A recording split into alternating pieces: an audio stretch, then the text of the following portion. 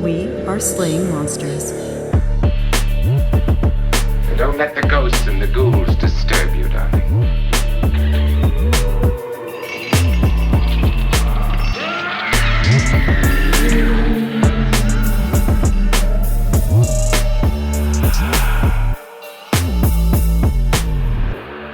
I would like to issue an official apology to listeners. I feel terrible for what I said last week. Truly, truly regretful. Regarding Nope, I got a response from one of our listeners who called me a butthead, and it was amazing. And because you spoiled Nope. I didn't for the listener. So all I said was something about a cloud. That's all I'm gonna say. And well, yeah, we can't even talk about the spoilage. I can't talk about what I said. I'm not going to repeat what I said. Spoiler alert for Nope. Spoiler alert for Nope. I mentioned something about the sky, and and the person said, "You butthead." I was waiting for it to come out on streaming, and I had to turn off the podcast because you ruined it for me. So the thing is, though, Nope has been out on streaming. Yeah, but it wasn't out on streaming, I think, on the platform that they they watched it on. That's not our fault, though. Listen. Nope came out in July. It's been almost a year. I know, but I still feel as if I need to say, I am sorry. Well, all right. Last time I said I'm not sorry, and this time I said I am, which I think shows that people can grow and change and become better, like George Adamski, who probably became better at... He changed. He certainly changed. He probably became better at fooling people? I don't know. It depends on what you consider better. George Adamski will change.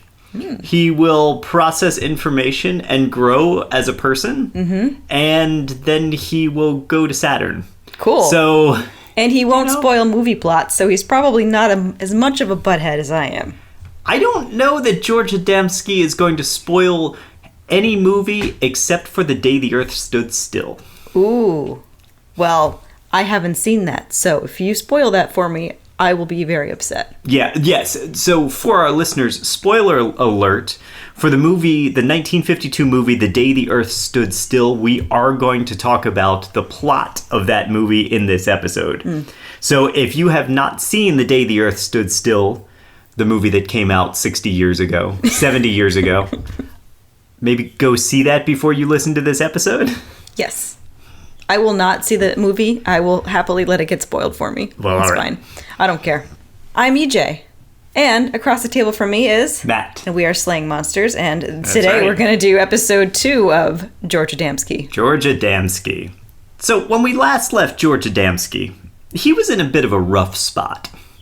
He'd been bootlegging through Prohibition, but now that alcohol had become legal again, his business had just disappeared, right?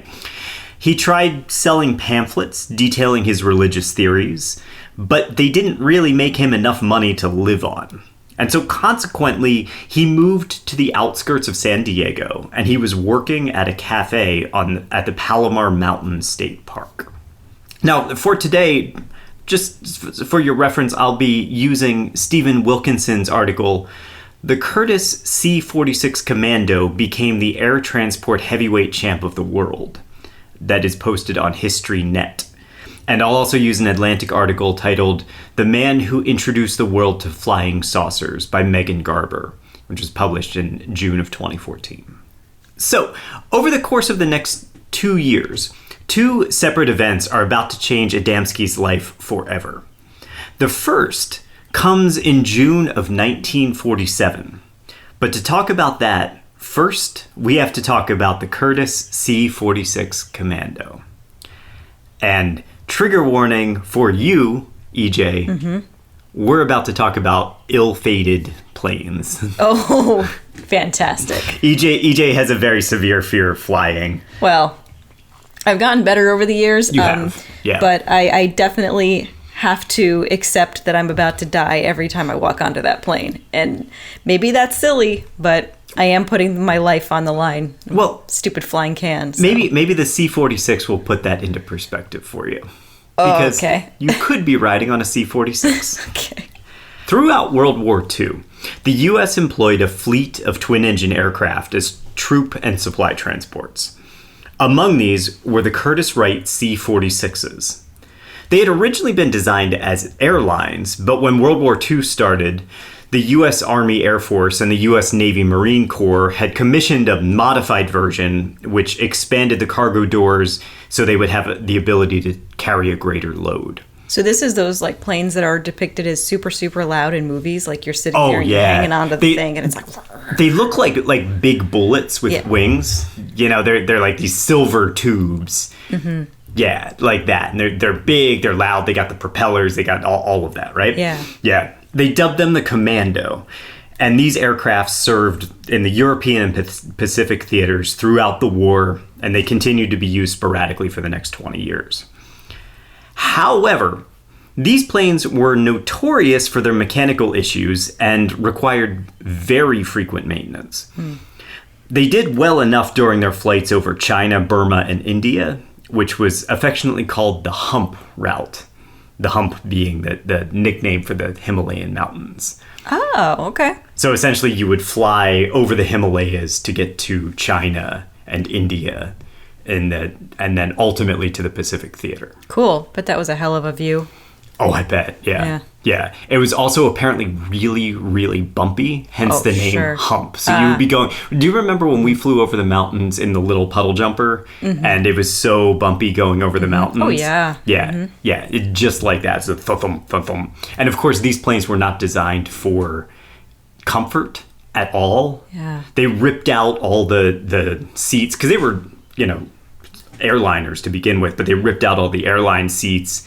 They had very, very rudimentary seating, and you just kind of strapped yourself in next to the cargo and rode along. And I'm sure a lot of these kids who were going into combat or whatever were not...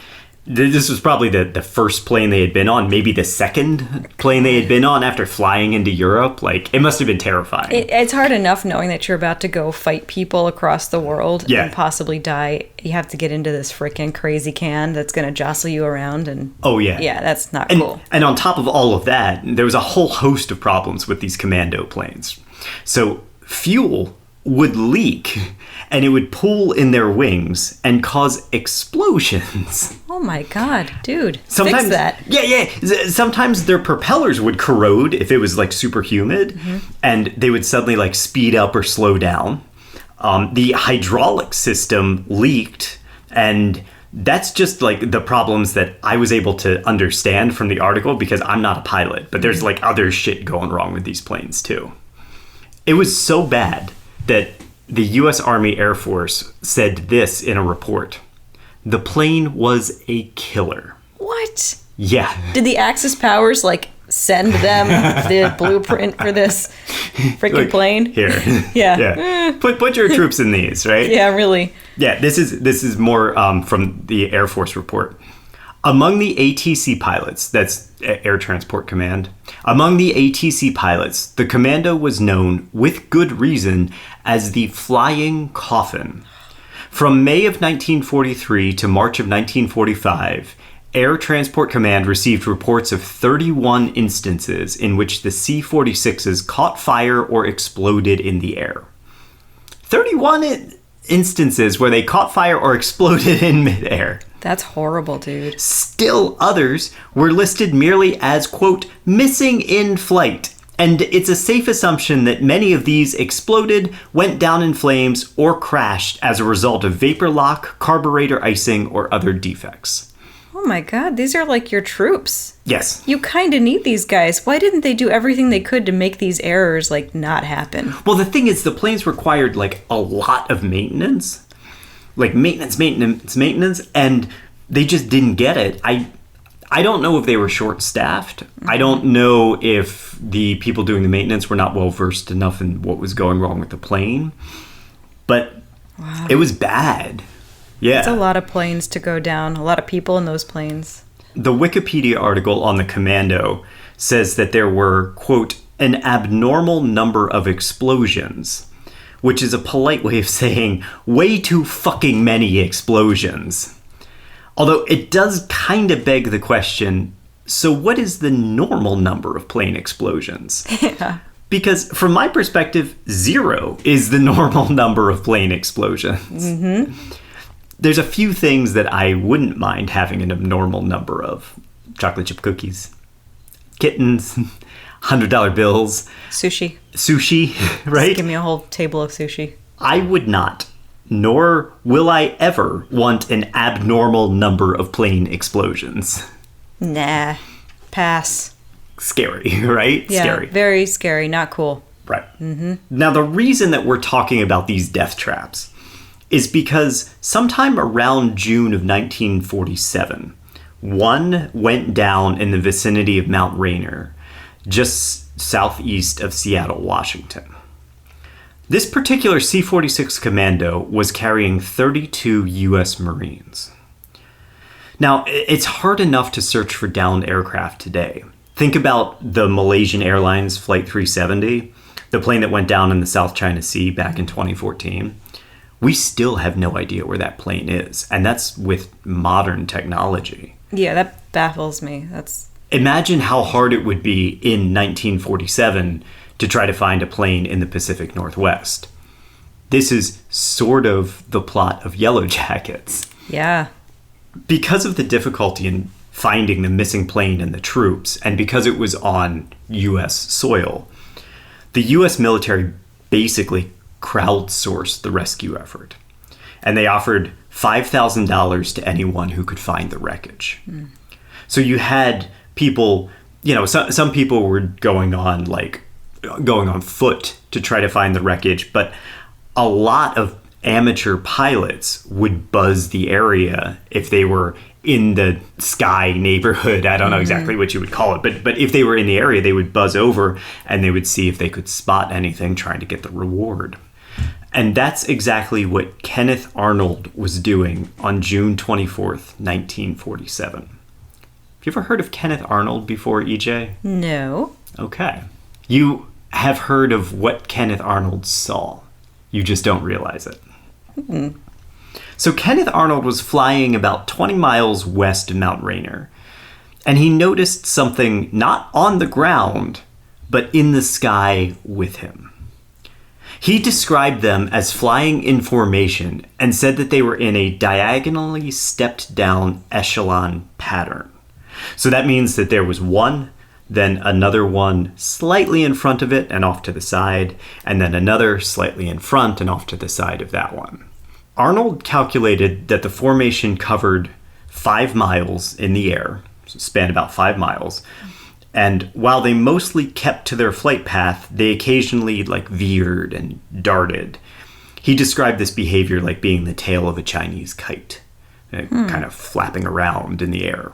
As Arnold watched, the objects sped before him and covered the 50 miles between Mount Adams and Mount Rainier in just 2 minutes. If that is accurate, that means that they were traveling about 1,500 miles per hour, or twice as fast as the speed of sound. And what did they look like? They looked like what he later described as saucers, or inverted dinner plates. Okay. I thought that George Adamski started this whole saucer idea. He did not. Oh, wow. The modern flying saucer began with this sighting of Kenneth Arnold. Huh. And they weren't, because I would think that these things moving around like that would be light reflections.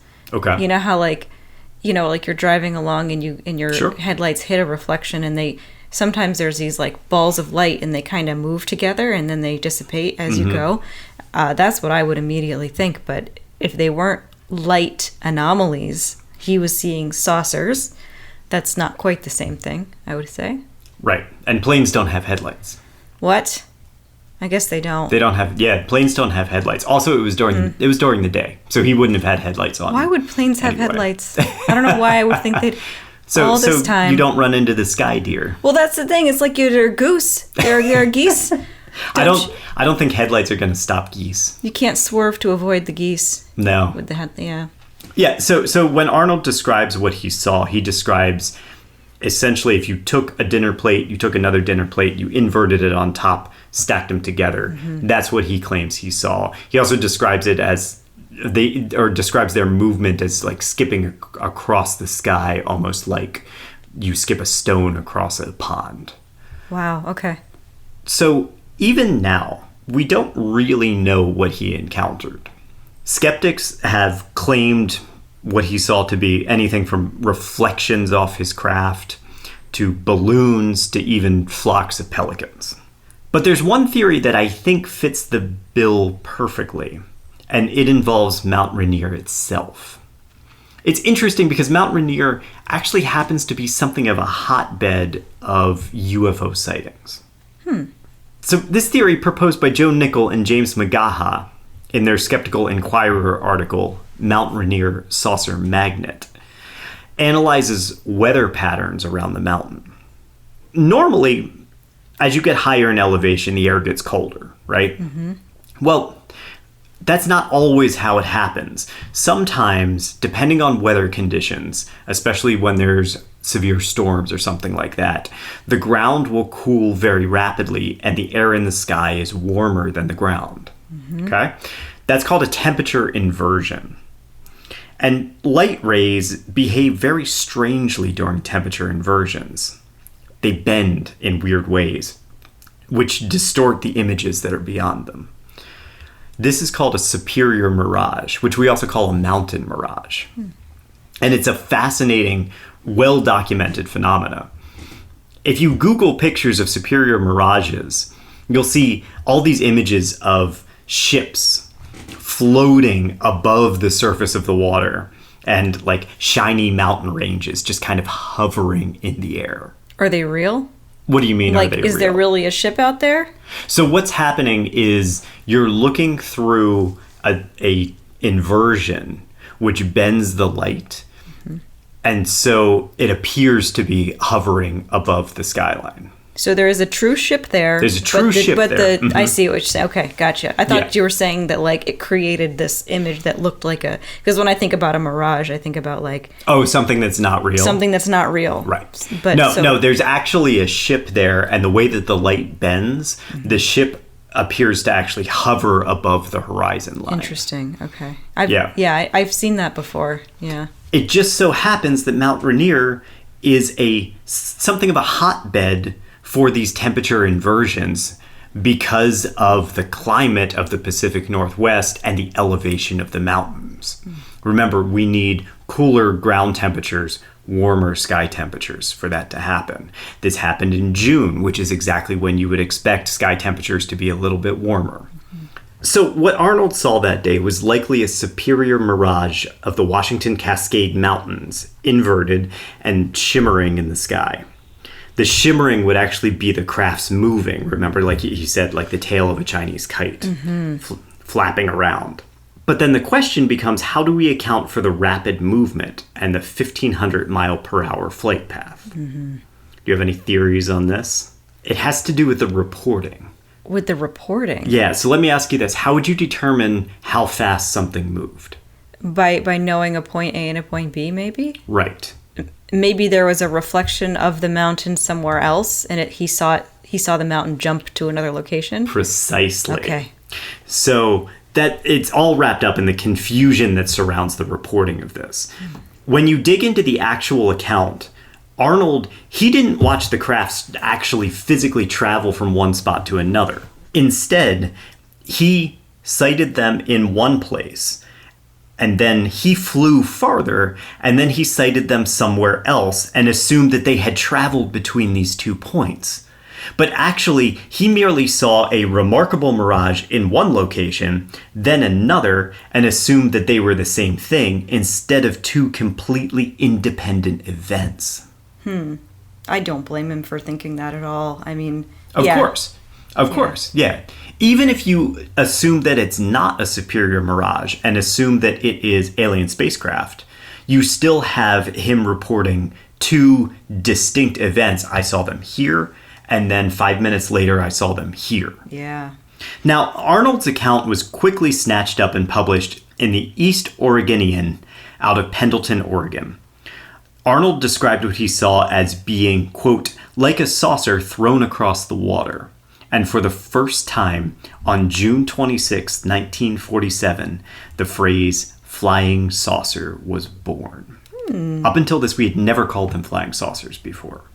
The flying saucer and the extraterrestrial visitor craze was further built by a brilliant storyteller named Raymond Palmer.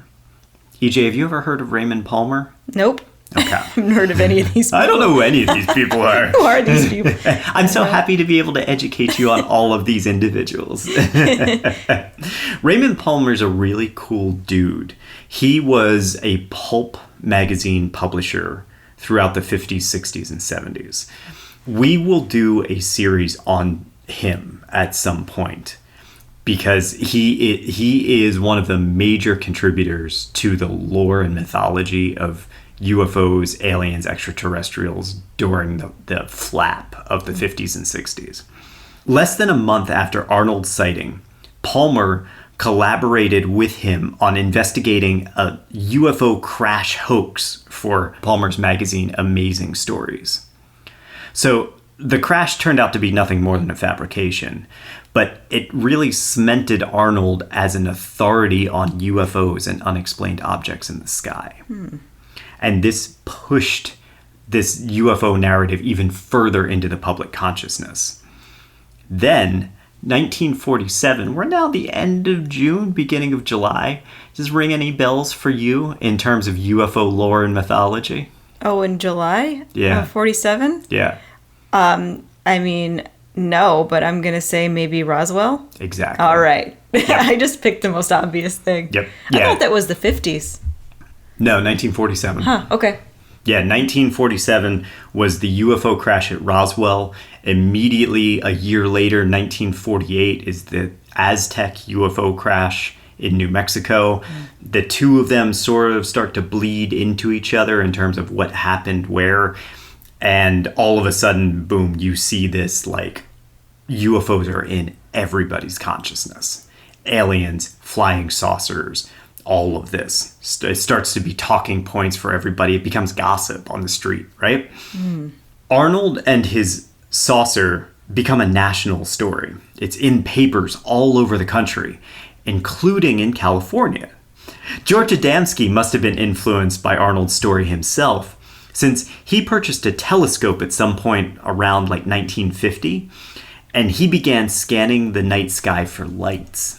And this leads to the second incident that shapes Adamski's future.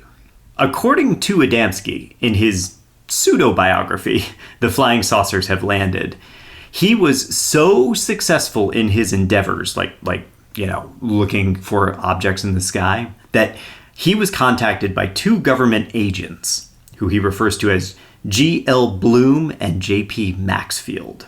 Under their instruction, Adamski reportedly took two photographs of unidentified flying objects, which Bloom and Maxfield took back to Point Loma Navy Electronics Laboratory. Now, that lab was a radio station that tested and developed sonar and advanced radio technology. This is one of those things that sort of dovetails into, like, Montauk, which we will do a series on at some point. But in short, the U.S. military went full bore into developing a host of new communication tech during the 50s and 60s and the 70s. And this lab was one of those places that they were developing, like, radar technology and that sort of thing. The photos Adamski took are missing, probably lost for good.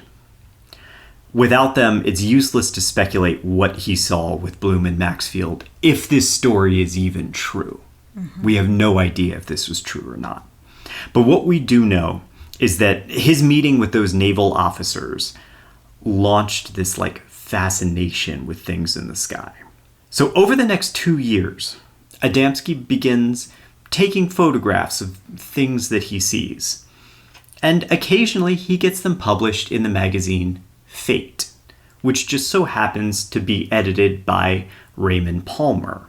Raymond Palmer, the guy who published Kenneth Arnold's story.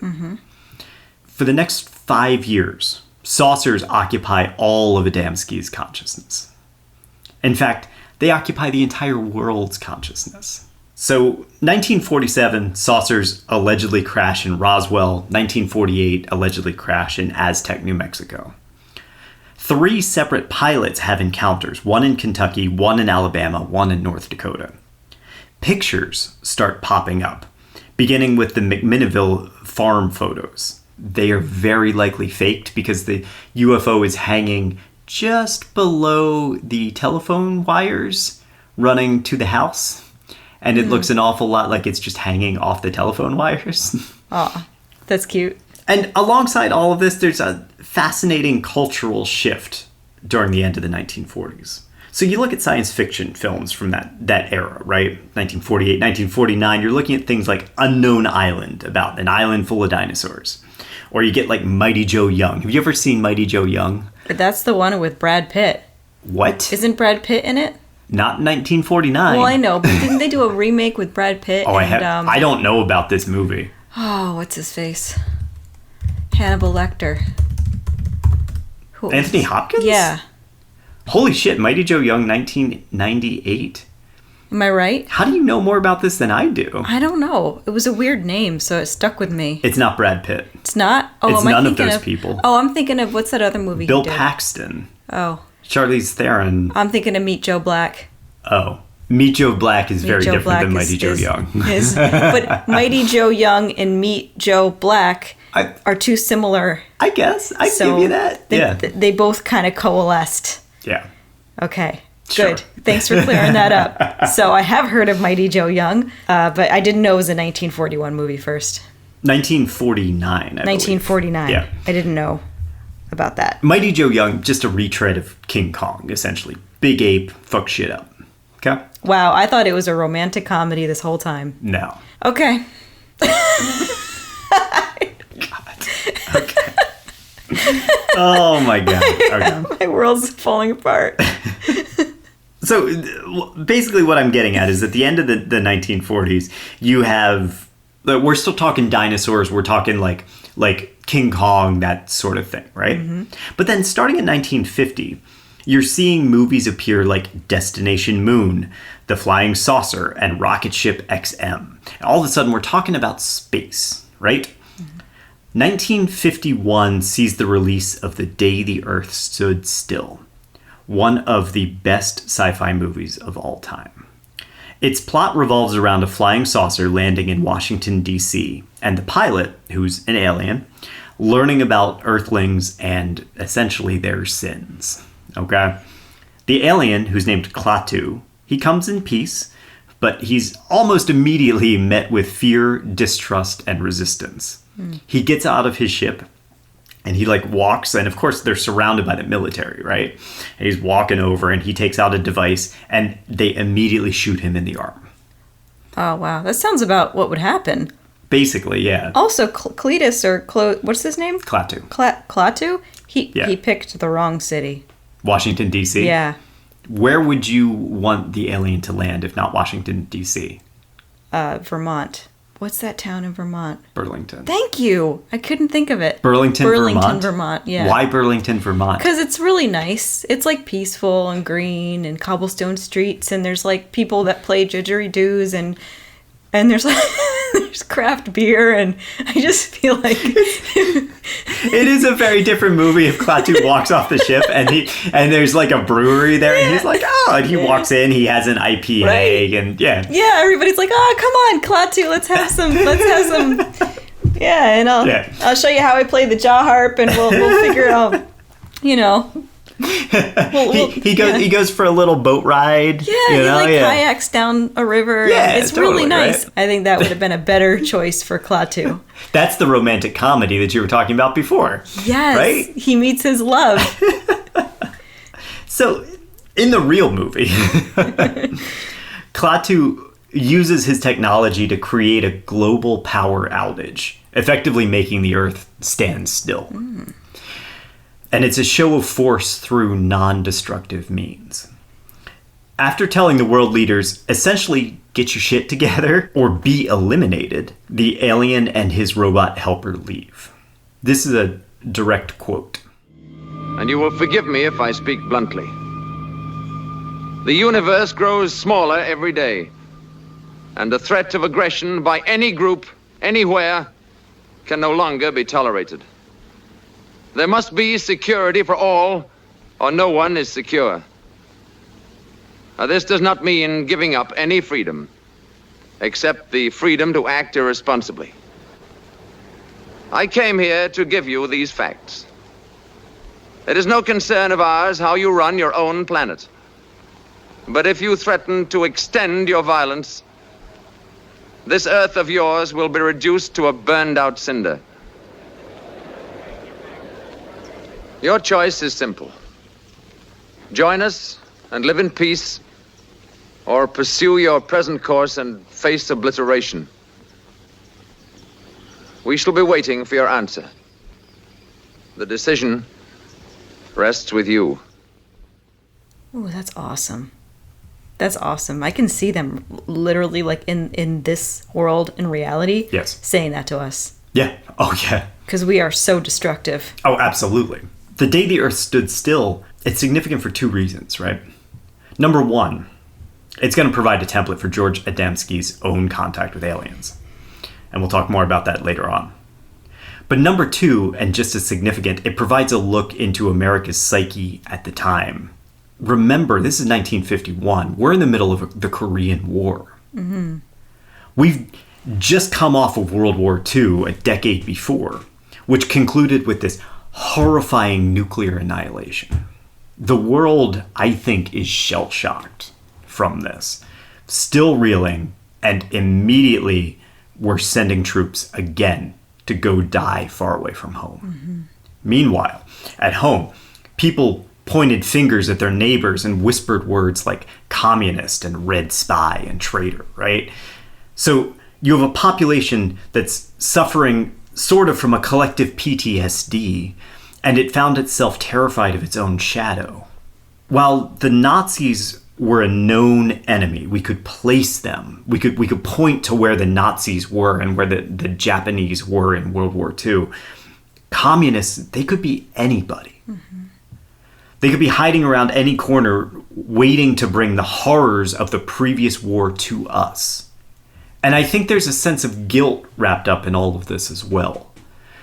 Like, in the wake of Hiroshima and the Nagasaki bombings, devastation on a previously unseen scale, people didn't know how to react. And so when the bombs went off, they reduced cities to melted rubble. 80,000 people died instantly. Colonel Paul Tibbets, pilot of the bomber Enola Gay, described the bombing in Hiroshima. At the base of the cloud, fires were springing up everywhere amid a turbulent mass of smoke that had the appearance of bubbling hot tar. The city we had seen so clearly in the sunlight a few minutes before was now only an ugly smudge. It had completely disappeared under this awful blanket of smoke and fire. I believe that power to push a button and deliver so much death scarred America's psyche. Everybody's. The world's psyche. Yeah. Japan's more than anything. Well, sure. And I mean, absolutely, like, the devastation that we brought to Japan was a different kind of scar. Mm-hmm. But I think the responsibility, mm-hmm. the weight of the responsibility of what we did mm-hmm. was impactful for America as well. Do you think that it could have been one of the first times that, well, it's not one of the first times, but it's on a really, really large scale and right out in the middle of the open to the whole world, we were kind of the bad guys. Like, yeah. We've been the bad guys for a long time before that in a lot of different ways. It's starting in the very beginning when we told the native peoples to leave. Oh, yeah. But I think that on a large scale like that, maybe that was the first time when we really our morals were really put into question. I don't know well enough at that time. Without living through it, without having that experience, I don't know that I can definitively say that. And the individual is different than the collective, but I do think that the collective memory of that, of people seeing that, going through it, it had to have that sort of impact where, oh my God, we dropped a bomb that detonated in the atmosphere over a hospital, right? Yeah. And I know that the narrative was that the Japanese were never going to stop, and they were vicious and mean and awful and all of these things like that. That was the narrative that was being pushed on America at that time. But I still think that there's enough people in this country that were affected by the amount of human life lost in a split second. How can you not be? I mean, yeah. I think that the terrifying reality of what we created in August of 1945 clung to us like a demon, an invisible demon. And afterwards, I think that the world really needed to heal. And instead, we all just turned around and put up our dukes against communism and said, who's next? Mm-hmm. We wanted to find a new common enemy that we could get behind. Right. Yeah. How about we just not have enemies, though? How about we just live in peace, man? Like, I just want to go live in Burlington, Vermont. It's funny because everything's happy there. You kind of sound like George Adamski, right? Mm-hmm. Remember, George Adamski's universal law is everything's connected. Mm-hmm. This decision affects me, affects you. My decision affects everyone around me. Mm-hmm. We have to try to live in harmony with each other and love everyone and all of this stuff that's this kind of flowery language. Mm-hmm. Like I said, I think I like this George guy. I think he's old George. Yeah. It's not any wonder to me that The Day the Earth Stood Still became such a profound success. Because not only did it deliver escapism from the doomsday reality of communism and the Cold War, but it put a very thinly veiled Christ-like figure in the teacher role and gave him a platform to tell us what we really wanted to hear. Join together, unite, be peaceful, stop with the wars, the devastation, and the unending death. Mm-hmm. Even the alien's approach, communicating his technological superiority without firing bombs or killing by shutting down our technology, is a direct indictment of the atomic bomb. A more advanced civilization doesn't need firepower because they've evolved beyond war and now they just live in peace. It's a really smart movie. It is one of the best science fiction movies ever made. As a side note, by the way, The Day the Earth Stood Still also gave us the legendary phrase Klaatu Barata Niktu, which goes on to become something of an inside joke in sci-fi and horror, like the Wilhelm scream. What does that mean? Oh, I don't know that it actually means anything. It's just a phrase that's all over the place. Oh, it sounds Latin. Oh, I no, it's meaningless. It's a meaningless phrase. Alien? Yeah. It's the phrase that he uses as a shutdown for the robot. Oh, okay. But it gets co-opted, most notably, I think, by Sam Raimi, where that is the phrase for the Necronomicon. Klaatu Barata Nektu. No way. Yeah. Mm-hmm. I didn't know that. Yeah. And it pops up all over the place in different sci-fi and horror things. Okay. Yeah. Cool. So all of this that we've been talking about serves as a backdrop for George Adamski's next moves.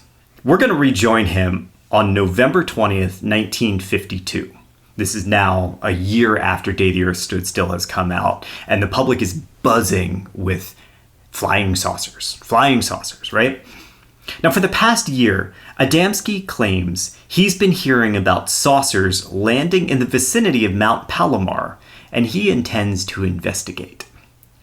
Traveling with him are the owner of the cafe where he works, Alice Wells, that's her name, and some other acquaintances of his. Alice Wells was a well-established student of Adamski at the time. She was very fond of listening to his lectures from the struggling Royal Order of Tibet that he ran. Now, she was likely one of the people who referred to him as Professor Adamski, despite his lacking education. Remember that he was completely uneducated as a boy. Adamski himself was fond of, let's say, massaging the truth. And he liked to speak to people around the Palomar Observatory as if he worked there. which he didn't. He worked in the cafe. But even so, you would get these tourists coming in who would, they were there to see the new telescope that was built there, right? Mm-hmm. And George Adamski might see you and he would engage you in conversation. And he would say, oh, are you here to learn about the telescope? Well, let's talk a little bit about astronomy. Let's talk about this. And did you know, by the way, I've been seeing some things in the sky over here. Ooh.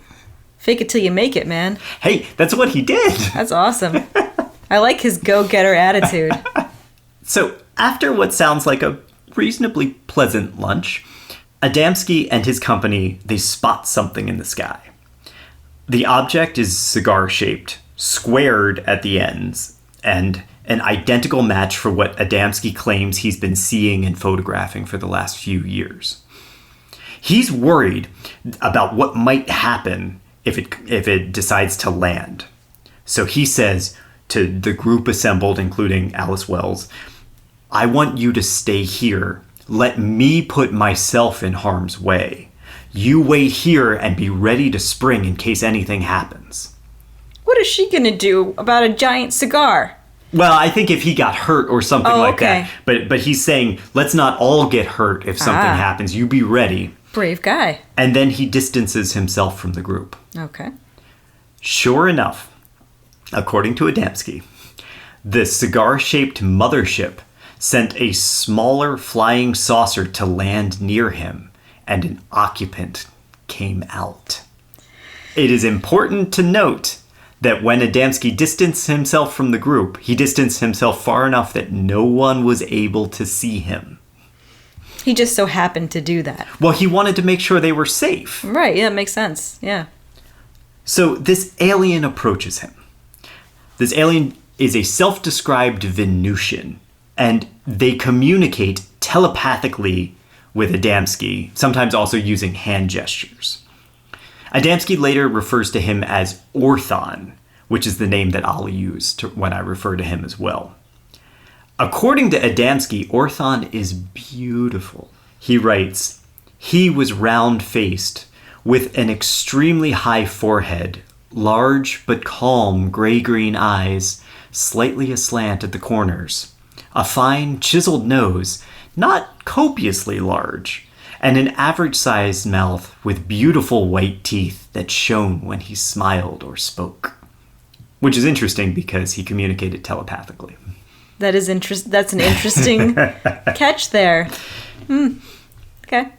Orthon explains to Adamski that the Venusians have recently become concerned about the Earth's nuclear capabilities. He then goes on to explain their views on society, which just so happen to reflect Adamski's universal law in every way. Coincidence. All things are connected.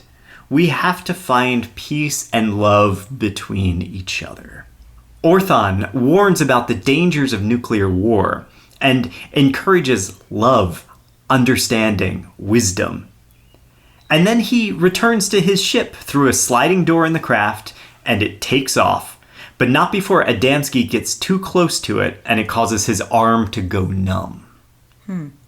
Orthon looks back and he sees that Adamski has photographic negatives in his possession because he had been taking pictures of the objects in the sky, right? And so Orthon says, hey, can I keep those negatives? And Adamski's like, yeah, sure, man. I mean, I guess so. So he hands the spaceman his negatives. And Orthon takes them into his ship, and then the ship flies off. Huh. So okay. Orthon gets his own souvenir, I guess. Orthon wins. That's great. Now, I have a question, though. What is this cigar in the sky? What do you mean? I mean, he's been seeing it for a while, yeah. And then he saw it, and the group saw it. Right. Unless they're all lying, somebody saw something. So what is the giant cigar in the sky? I don't know. Okay. Like, it could be a lie, right? It could be fabrication. It could be a lie. The veracity of the entire encounter is questionable. One of the people who was there, Al Bailey, denied seeing a saucer or an alien when he was interviewed in 1955. Alice Wells supported Adamski's account throughout his entire life, but remember that he made it a point to leave the group. He actually drove away from the group. Oh. So she could only verify that she saw something in the sky.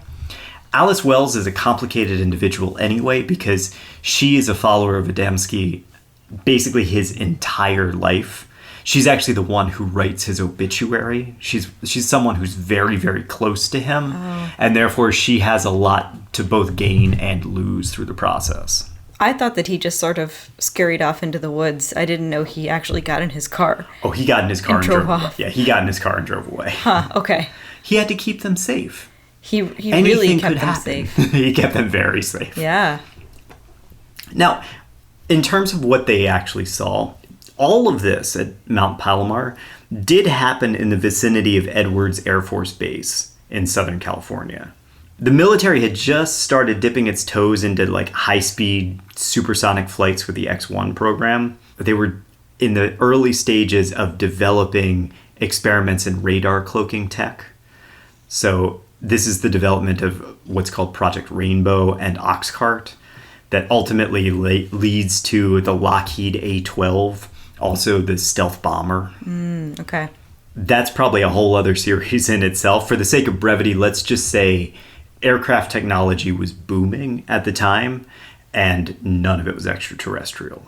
Part of the radar development that was going on at Point Loma was almost certainly related to radar cloaking tech that later got implemented on the stealth bomber and the Lockheed A-12. So they were probably testing things around Point Loma? Yeah, which starts to explain why maybe those military guys would have come to talk to Adamski and say, oh, what did you see in the sky? Let's check it out. Yeah, because they don't want to... It's secretive. And if people have telescopes near these bases, that's really not cool. This whole account was published 4 days later on November 24th in the Phoenix Gazette, along with a blurry picture of a, quote, saucer. This is likely the first news report of extraterrestrial contact with humans ever written. Cool. Yeah, right? Very first time. Although there were probably like lots of weren't there like ancient stories of that too? Not to get into ancient aliens, but like, or maybe that is my remembrance of ancient aliens and that not being true at all. Hardly any of that is true. Oh, okay. That's a whole gigantic tangent. But basically, if you look in the history of people coming down from the sky to communicate with humans, they're generally regarded as spiritual beings, celestial beings, angels, that sort of thing. This is the first time where we say, okay, technology came from another planet to Earth, and that resident of the other planet came out and spoke to a human. So this is the first time that you're seeing it not associated with gods. Okay, thank you. Okay. Yeah, got it.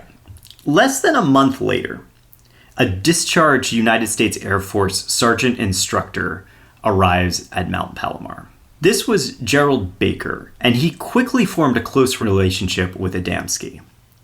The two men start going saucer hunting, and they are saucer hunting on the night of December 13th, when they take several photos through a camera that Adamski has attached to his telescope. We've done this before where you attach the camera to the telescope viewfinder and you can take pictures of like the planets and stuff, but they're taking pictures of flying saucers. Baker himself got a shot that is published in Adamski's Flying Saucers Have Landed with a credit to Baker himself. This is the only mention of Baker throughout the entire book. More on that in just a minute. According to Adamski, during this photo shoot, a saucer flew very close to the ground and a porthole on it opened. Then a hand reached out of the saucer, this is presumably Orthon, right? And it tossed Adamski's negatives on the ground in their canister, and it fell hard enough that it actually dented the canister. And then the ship just lifted off and flew away. Okay. The reason that happened was because Orthon actually developed some of those negatives and was giving them back to Adamski. Right. Remember that Orthon came from Venus, so he developed them probably on Venus. Yeah, at the local CVS. At the local CVS. Yeah. Mm-hmm. So, obviously excited by this shoot, Adamski rushes to have his photos and Orthon's photos developed. And these shots that come off this camera, I don't know that I can even effectively describe this. They are some of the most iconic flying saucer photographs ever taken. Features like circular portholes on the side, spherical ball-shaped landing gear on the bottom, the domed upper deck and the bridge. They're captured in this clear detail, and the pictures themselves are so visceral that for me it's impossible not to draw a breath when you see them. And so this is supposedly taken by Orthon, though. These are Adamski's photos. Oh, okay. Adamski's photos of this saucer as it came close and dropped these negatives. Oh, that's very close. Okay. Yeah, okay. Close enough that they could throw it on the ground, right? Okay, yeah. I'm going to show you some of these here. Okay. Right? Yeah, it's right? Very, very close. Very close, very clear. Very, very clear. What? Go ahead. It looks like a lamp. It does look like a lamp. But this is, I talked in the first episode that I had this book and I saw these pictures and I was like, oh my God, this is incredible. Whenever you see UFO pictures that are not Adamski's and a few other individuals, they're always these blurry objects far away. Mm-hmm. And he's this guy who's getting these perfect, pristine captures of these saucers. And it really is breathtaking, though. It really is. Mm-hmm. Well, when did you first see those pictures? I was maybe 10, 12. So they must have been really... They were very impactful. Amazing to you, yeah. Even now, as rudimentary as these appear, I feel like they have this eerie kind of quality to them. Like you are looking at an object from another world. Mm-hmm. Now, the negatives that Orthon processed, that came out as a single picture of a blank wall with squiggly designs or writing on it. And there's also a cigar-shaped mothership kind of design and a black rectangle. Beyond this, there's nothing else on the film roll. Do you have images of the wall with the squiggly lines or whatever? It's pretty hard to see, but there it is. Okay, so that allegedly is taken by Orthon. This was Orthon processing Adamski's negatives. I'd love to see Adamski's handwriting. So Adamski submits these.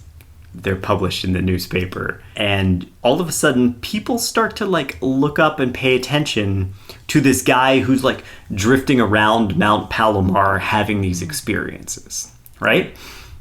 Adamski and Baker, along with two other men, Carl Hunrath and George Hunt Williamson, form the George Adamski Foundation. It's not entirely clear what the original purpose of the foundation was, beyond trying to develop more publicity for the saucer events. Colin Bennett, in his book Looking for Orthon, teases the impression of a Aleister Crowley-type cabal, and claims that Adamski was bisexual, and his relationship with at least Baker led to the Foundation's rocky start and the pair's ultimate falling out. I'm ambivalent about this. I think it's far more likely that as people got closer to Adamski, they realized how much of a charlatan he was, and they distanced themselves because they wanted to make sure that they didn't end up attached to this guy. Okay, yeah. Later on, we will talk about how Baker was in George Adamski's garage at one point and found a flying saucer model that looked an awful lot like the ones that he had photographed. Yeah, and I imagine it was probably a mass-produced item as well. Yes. So the guy's got some serious cojones. He did modify it. Okay. You're right. It's a part of a lamp, and he modified it. Yeah. Okay. Yeah. Now, Adamski, despite his lack of education and genial demeanor, he possessed this magnetic quality that you see in certain leaders. And I think this is one of the reasons why Bennett draws connections with him and Aleister Crowley. Adamski obviously gained something from his readings of Blavatsky and the occultists, but a healthy portion just came from his own, like, bewitching personality. I mean, how else could you get something so wrong and still be so compelling, right? There's not people living on Venus. We know this. Like, obviously the guy didn't come from Venus, right? Yeah. So at some point, the Foundation comes together and then falls apart. And after Adamski's fallout with the members, he gets connected with this man named Desmond Leslie. Desmond Leslie is a former Royal Air Force Spitfire pilot, and he's an aspiring writer as well. Do you know what a Spitfire pilot is? It's a fight, like a jet fighter pilot. Spitfire or Yeah, Spitfighter? Spitfire. It's a type of plane. Oh, cool. Okay. Here. I didn't know. I've never heard of that before. It's pretty cool. It's a British plane. Oh, okay. Yeah. Okay, cool. So Leslie contacted Adamski after reading about his encounters in the California desert.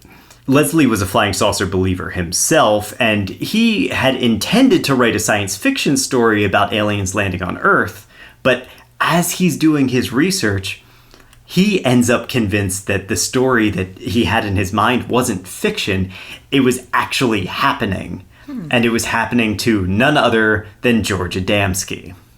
Leslie gets together with Adamski and says, yo, I want to actually write the story of your encounter with you.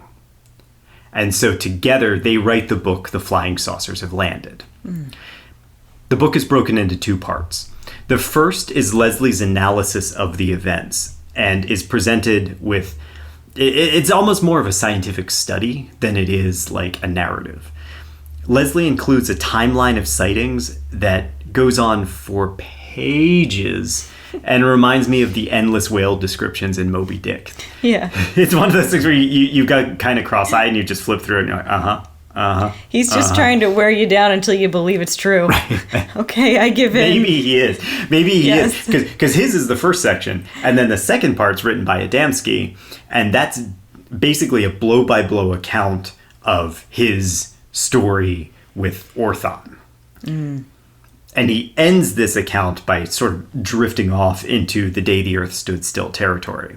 And he says, a deep analysis of events of the past makes me firmly believe that these people from other planets are our friends. I am convinced that their desire and their object is to help us and perhaps protect us from even ourselves, as well as that they mean to ensure the safety and balance of the other planets in our system. But if we continue on the path of hostility between the nations of Earth, and if we continue to show an attitude of indifference, ridicule, and even aggression toward our fellow men in space, I am firmly convinced that they could take powerful action against us, not with weapons of any kind, but by manipulation of the natural force of the universe, which they understand and know how to use. I have but one sincere purpose in narrating the foregoing experience. My most urgent message and plea to every person who reads it is, let us be friendly. Let us recognize and welcome the men from other worlds. They are here among us. Let us be wise enough to learn from those who can teach us much, who will be our friends, if we will but let them. I like his friendly message. I like that he's advocating for friendliness. And who does he sound like? He sounds like the alien from The Day the Earth Stood Still. Klaatu. Exactly. Yeah. Look at how close the language is to Klaatu's Yep. communications. The call for peace, right? Yeah. The issue here, as they're starting to sell this book, becomes immediately obvious to Adamski. The philosophical words felt much weaker coming from him, an ordinary human, than coming from Klaatu, the ascended spaceman. As Adamski's fame grows, he begins lecturing on his experiences, and now he's starting to tour a little bit. And he found that his audience was much more attentive and responsive when he talked about saucers than his own personal spiritual message. His lecture at the Detroit Institute of the Arts said this in its review. Mr. Adamski went on the air with all the excitement of a premiere performance. A thrill stole over the broadcast room. Technicians and helpers paused in their work to listen, almost in awe to this simple man who told of his contact on the California desert with a man from another world. Listen to their language. This simple man versus the man from another world. Adamski doesn't want to be that simple man. He wants to be the mystic. He wants to be Blavatsky. That's this whole Royal Order of Tibet from 2 decades earlier. Well, he can be that through Orthon. Exactly. For Adamski, I imagine this echoes back to his bootlegging days, right? His spiritual message is taking a back seat. Then it was to wine, and they're not coming to him for his insights, but his booze. Now, they're ignoring his ideas and wisdom and choose only to focus on the aliens and the saucers. And so the way forward is clear. To make people listen to his philosophy, Adamski realized it can't come from him. It's got to come from the aliens. Mm-hmm. And that's where we'll pick up in our next installment on Adamski and his second meeting and subsequent space voyages with Orthon. Ooh, I'm excited about his space voyages. Yeah. I hope he gets sauced on the flying saucer. You know what? He's going to get sauced on the flying saucer. Is he? Spoiler alert. Oh, I'm sorry. Yes. Spoiler alert. No, he will drink on the flying saucer, which in Adamski's defense, you kind of should. Yeah. Like, if I'm going to go on a spacecraft, I better have some booze. Yeah, I mean, I need booze if I'm going to go from here to Maine for an hour and a half on an American Airlines flight. So, yes, anything will help. Cool. There you go. All right. So you're starting to see now the transition, right? Already flying saucers are coming into the public consciousness thanks to Kenneth Arnold, thanks to Roswell, right? Mm-hmm. These are clashing with the Cold War and our fear of destruction, our fear of war, our distrust of our neighbors, right? And Adamski is here saying, well, maybe there's a way where we can find peace, and we can find peace because that's what the spacemen want us to be. You kind of have to ask yourself: does the means justify the end? It's a a worthy question.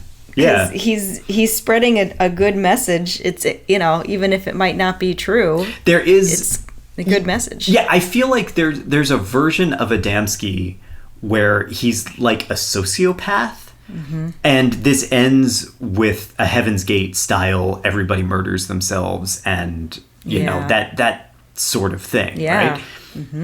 But never happened. Like, Adamski was literally just championing peace, love, understanding, all that shit, right? He seemed genuinely scared about the future and what we could all do to ourselves. Well, and I think we'll talk about this more in the next episode as we start to look at his life in total. But remember, this is a dude who started in the military in Mexico fighting a proxy war, sees World War I, sees the Holocaust, sees World War II, and is now living through the Cold War. There was hardly any time in his adult life that was not wrapped up in war in some way. Yeah, and like horrific wars. Horrific wars, yeah. No wonder he just wants to live in a world where the spacemen are telling him, love everybody. Yeah, he wants to escape. Yeah. He wants to secure the planet's like safety. Yes. But he also wants to have this escape. He does. I don't blame him. I know, right? Yeah. Yeah, so we can just leave people by saying, when the Venusian comes, make sure you give him your negatives and he'll give you some pictures back. Yeah. That sounds like a fair exchange. I am curious how he developed. Well, I guess they probably had the ability to develop them. But it's funny because, like, I can't develop pictures right now. I talked to a couple friends I have that actually still do film photography, and they're all like, it's really hard to find a photo developing lab. So how did Orthon come up with like the necessary chemicals to do Whatever. Dude, no, I'm sorry, but Orthon is able to travel to Earth, okay? And they have all these this deep understanding of the universe and what we could do to ourselves. Of course he's got a 1-hour photo booth in his freaking airship. Of course he does. He can snap his fingers and probably make a cocktail appear. Like, these aliens know, they can do everything. He just has like a space Walmart that he goes to. It's like in his ship probably. It's probably in his little tiny saucer ship. Don't even ask what the cigar ship has. Right. Don't eat like everything. Oh, we're going to find out about both of those soon. Well, I'm sure that the cigar ship has everything, including cigars. I'm just saying, don't question the technology of Orthon. Orthon can do anything. Orthon can do anything. Yeah. I think that's what we've discovered here. Orthon can do anything, including develop your negatives in 1 hour. All right, perfect. All right. Thanks for listening, everybody. Thanks for listening. All right. Until next time. There. Bye. Bye. Thanks for listening to Slaying Monsters. If you like the podcast and what we do, please share it with others or leave us a rating and review. For questions, suggestions, and other feedback, reach out to us, slayingmonsterspodcast@gmail.com, and stay up to date by following us on Instagram @slayingmonsterspodcast. Your support helps us grow, and we are truly grateful to have our listeners and community.